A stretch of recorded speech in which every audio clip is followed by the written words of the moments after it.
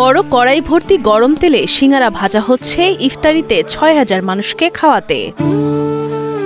বিশাল আয়োজনে খাবারের তালিকায় আরও থাকে সুজির পায়েস, ছোলা, চিড়া, ডিম সিদ্ধ, কলা ও খেজুর।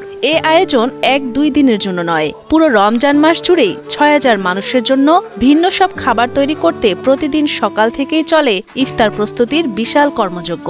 একদল ব্যস্ত থাকেন সিঙ্গারা তৈরিতে, আরেক দল ব্যস্ত দুধ সংগ্রহ করে সুজির পায়েস বানাতে। এভাবেই সকলে মিলে ব্যস্ত সময় পার করেন ইফতারি তৈরি করতে। ১৭৫ কেজি ছোলা ভিজি দুধ আনলে দুধ জ্বালাইয়ে তৈরি করতে। ইফতারের আগ মুহূর্তে রোজাদারদের জন্য প্লেট ভর্তি খাবার সাজিয়ে রাখেন স্বেচ্ছাসেবকরা। রোজাদারদের সেবায় এখানে নিয়োজিত থাকেন প্রায় ৩০০ জন স্বেচ্ছাসেবক। আমরা সবাই এখানে স্বেচ্ছাসেবী হিসেবে আছি।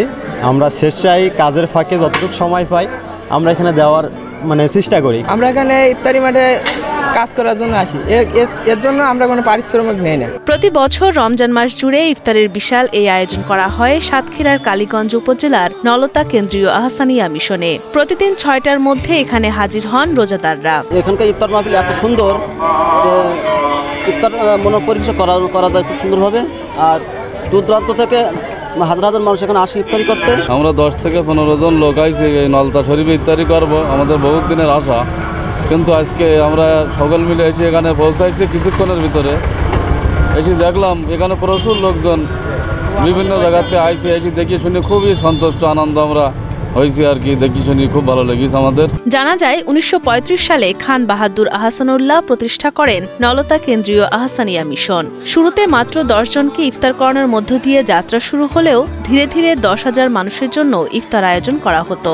খান বাহাদুর আহসানুল্লাহর মৃত্যুর পরও বিশাল এই আয়োজন চলমান রেখেছেন প্রতিষ্ঠানের সদস্যরা। আমরা এখানে প্রতিদিন প্রায় ৬,০০০ ইফতারির আয়োজন করে থাকি এবং বিভিন্ন আশেপাশের মফস্বল এরিয়া থেকে সবাই আল্লাহর ওলির রওজায় এসে আত্মার পরিশুদ্ধির জন্য এক জায়গায় ইফতারি করাটাকে সবাই মনে করে যে একটা ভালো কাজে অংশগ্রহণ করছি, সেই জন্য সবাই একত্রে এসে ইফতারি করে। প্রতিদিন ইফতার আয়োজনে ব্যয় হয় ২.৫ থেকে ৩ লাখ টাকা, যা বহন করেন খান বাহাদুর আহসানুল্লাহর শুভাকাঙ্ক্ষী ও ভক্তরা। ভবিষ্যতে আরো বড় পরিসরে ইফতার আয়োজন করার প্রত্যয় ব্যক্ত করেন প্রতিষ্ঠানটির সাধারণ সম্পাদক মোহাম্মদ নজরুল ইসলাম। ৭ রকম আইটেম দিয়ে প্রতিদিন ইফতারি করা হয়।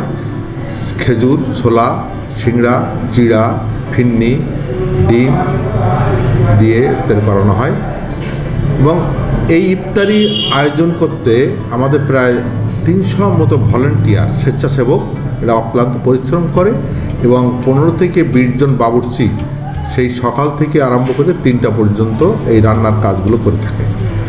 এই ইফতার মাহফিল দীর্ঘদিন যাবৎ ১৯৫০ সাল থেকে চলে আসছে এবং এখনও পর্যন্ত চলছে। আশা করি আগামীতেও এটা অব্যাহত থাকবে।